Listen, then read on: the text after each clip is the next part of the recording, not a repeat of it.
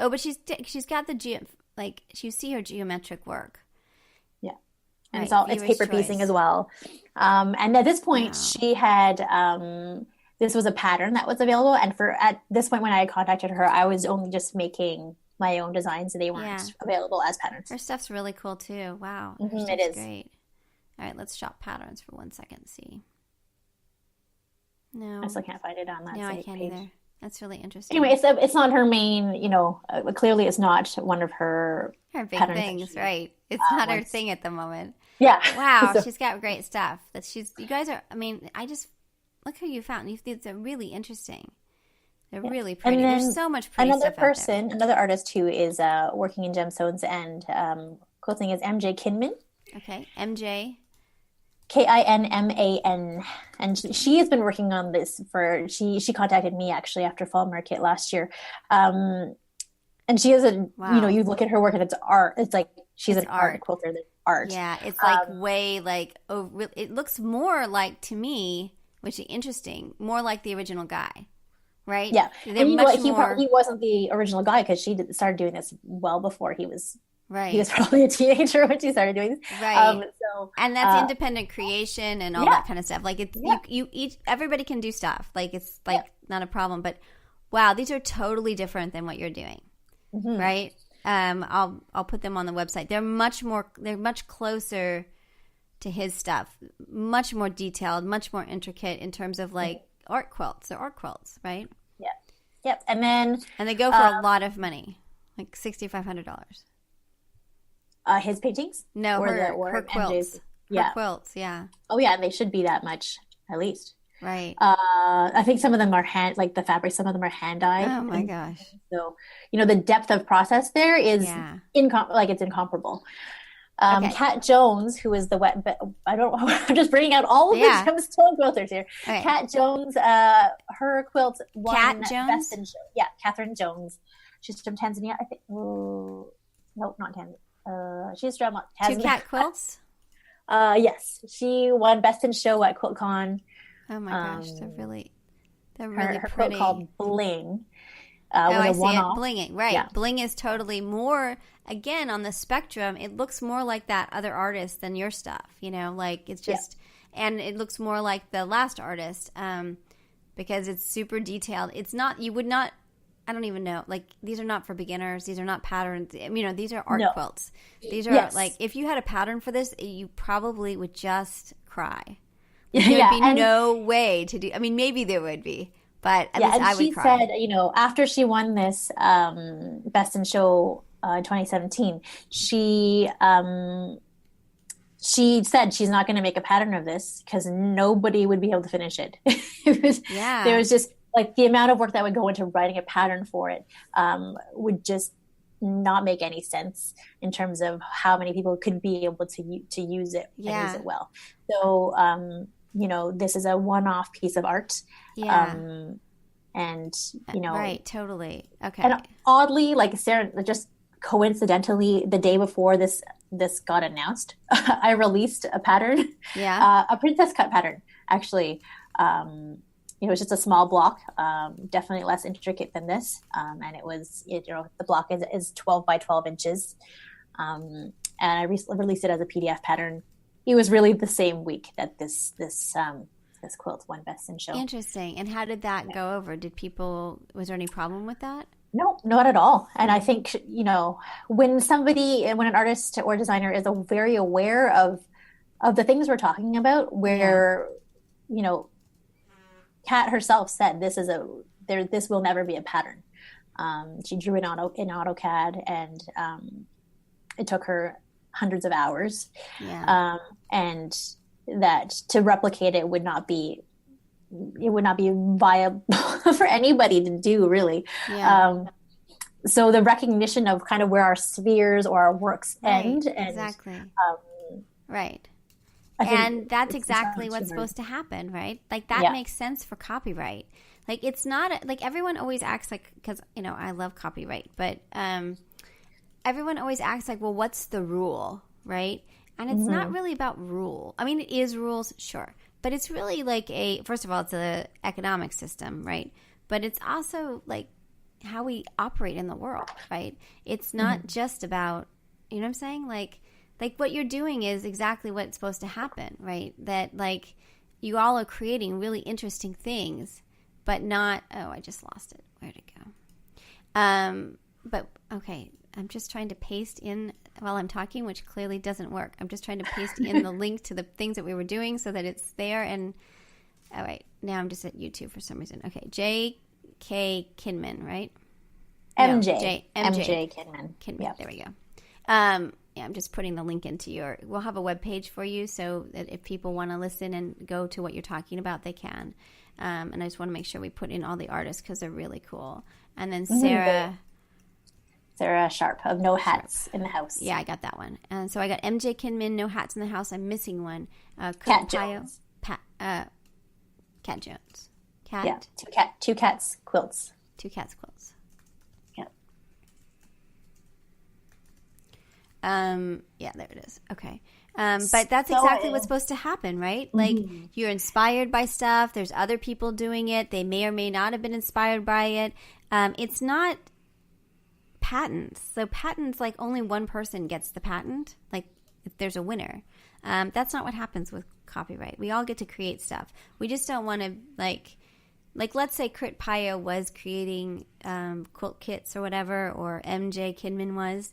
Then the economics get different. But you guys are in different spheres playing in different ways, you know? Don't you think? Yeah. And they seem okay with what you're doing. And your stuff is really, really pretty.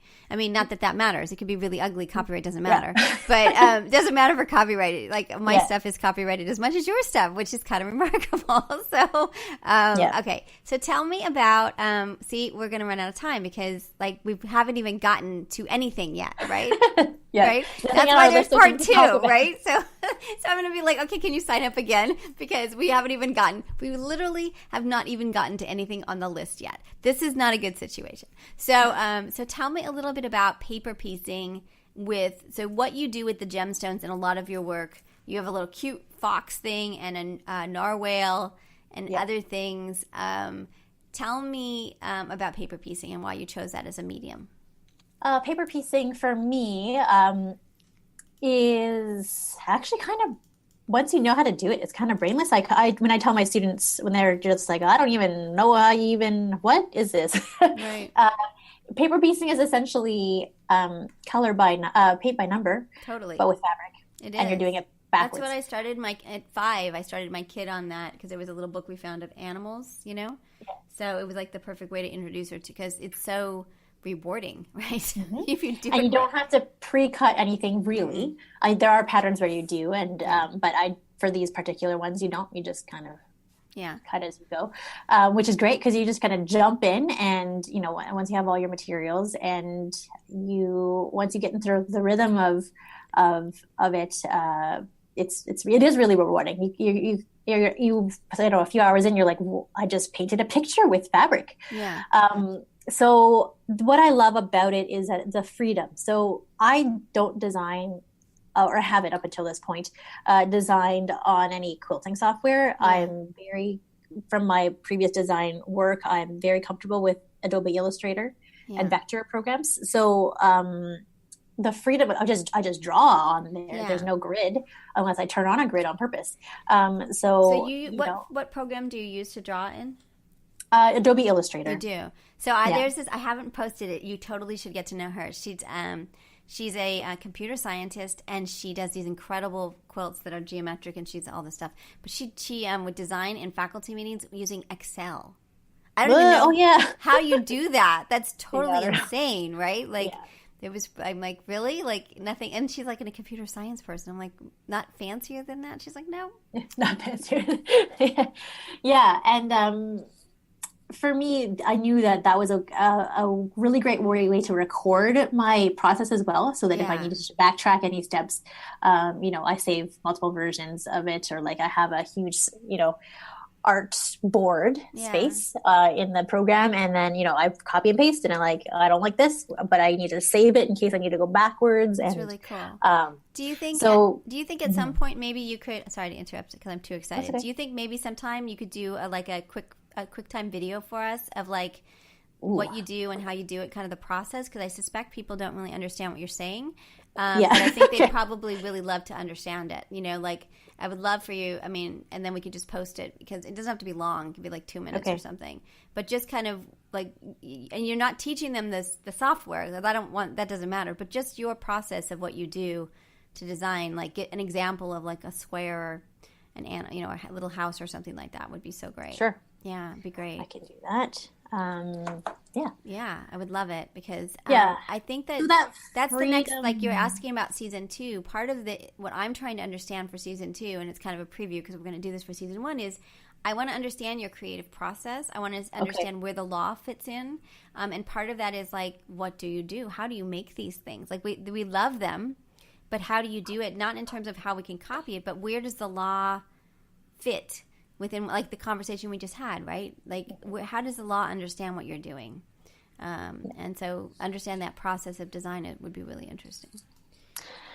So the paper piecing just gives me a freedom that a grid can be so restricting for me. Yeah. So I just draw and then I figure out how to make it afterwards, right? Cool. So the paper piecing makes that possible. Awesome. Okay, I'm going to try not to interrupt. Tell me about being an Etsy award winner. Oh,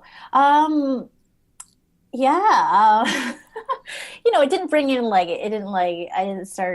I wasn't famous after that, but it really got me to think about my position as an educator of the general public. So I started doing these craft shows. I was talking to normal people about quilting, and they had no idea. Everybody has an idea of what quilting is in their head, right?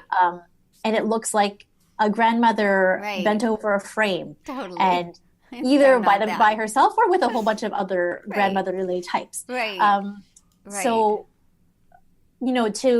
for me as relatively young, in my 30s, but Asian Canadian woman, working in this field, that Etsy award was all of a sudden like, I need to talk about what modern quilting is. Like, what does quilting look like today? People need to know, and they need to value this. We need to value it as a culture, so that it has legs beyond the grandmother sitting at a frame. Yeah. So that was kind of formative in terms of my mission as an artist and as a designer, as a business person.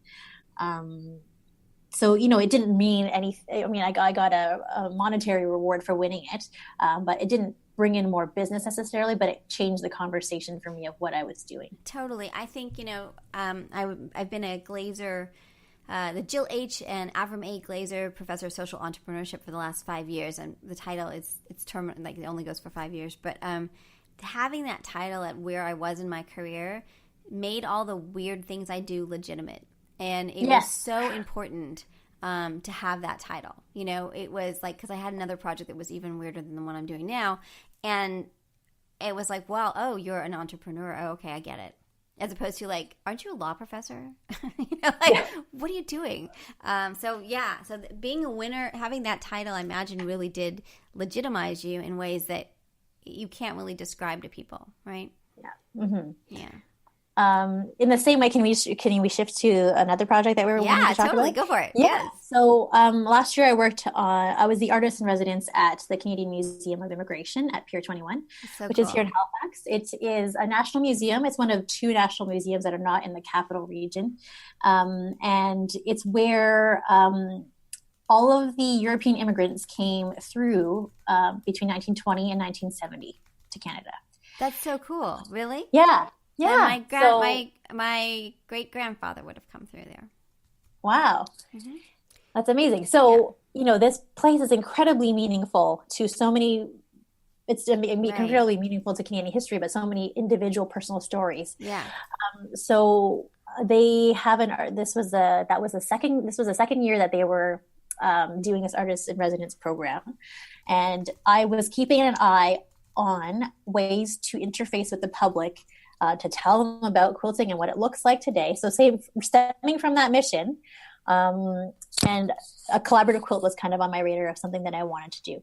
So with the public, not with quilters. So people had no idea what quilting was. Right. Really, in this day and age. Right. So this opportunity came up. I put in a proposal. It was inspired by a story, a children's story about a girl who lived in an Amish community in Pennsylvania during the Civil War, and she had to leave because